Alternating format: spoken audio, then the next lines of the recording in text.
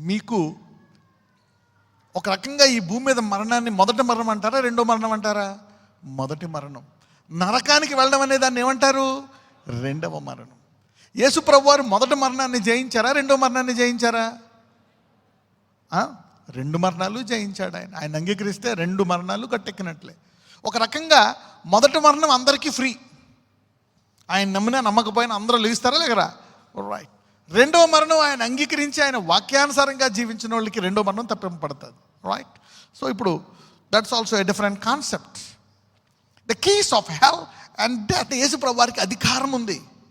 ఇప్పుడు ఒకవేళ ఆయన చనిపోయినా భూమి ఆయన్ని బంధించిందా? బంధించలేకపోయింది. ఆయన్ని బంధించలేకపోయింది కాబట్టి నిన్ను కూడా బంధించలేదు. It has to give up. నీ దేహాన్ని ఇచ్చేయాలా? It has to give up. Your body has to come out of this. నరకము నీ మీద అధికారము